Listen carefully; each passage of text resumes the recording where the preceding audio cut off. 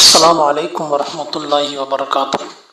நஹ்மதுஹு வ நுஸல்லி அலா ரசூலில் கரீம். அம்மா பஅத். கண்ணியத்திற்குரிய அல்லாஹ்வின் நல்லடியார்களே, அன்பான பெரியோர்களே, கணவான்களே, சகோதரர்களே, அல்லாஹ்வின் தூதர் ஸல்லல்லாஹு அலைஹி வஸல்லம் அவர்கள் சொன்னார்கள், குறிப்பிட்ட சில நபர்கள் செய்கின்ற குற்றங்களை காரணமாக வைத்து மற்ற பொதுவானவர்களை அல்லாஹு தாலா தண்டிப்பதில்லை. குற்றம் செய்யாதவர்களை அல்லாஹு தாலா தண்டிப்பதில்லை.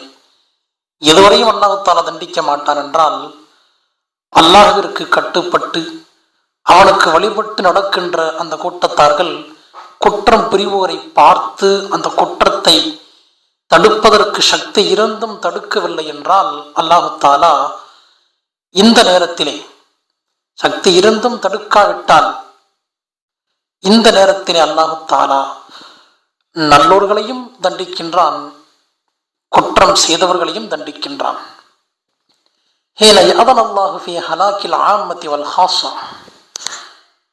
எல்லோருக்கும் இந்த தண்டனை பொதுவாகி விடுகின்றது என்று ரசூலுல்லாஹி ஸல்லல்லாஹு அலைஹி வஸல்லம் அவர்கள் சொல்லுகிறார்கள்.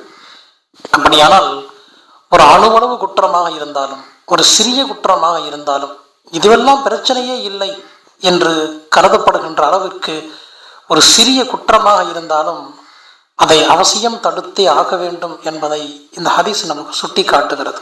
ஆகவே நம்முடைய கண்களுக்கு எவைகளெல்லாம் குற்றங்களாக தெரிகின்றதோ, மார்க்கத்திற்கு புறம்பானவைகளாக, ஒழுக்கத்திற்கு மாற்றமானதாக, பேணுதலுக்கு மாற்றமானதாக தெரிகின்றதோ, அவை அணுவளவு குற்றங்களாக, விஷயங்களாக இருந்தாலும் அதையும் எடுத்து சொல்லி நாமும் திருந்தி மற்றவர்களுக்கும் அந்த வாய்ப்புகளை கொடுத்து வாழுகின்ற பாக்கியத்தை அல்லாஹு தாலா நம் அவர்களுக்கு தந்தல்வானா.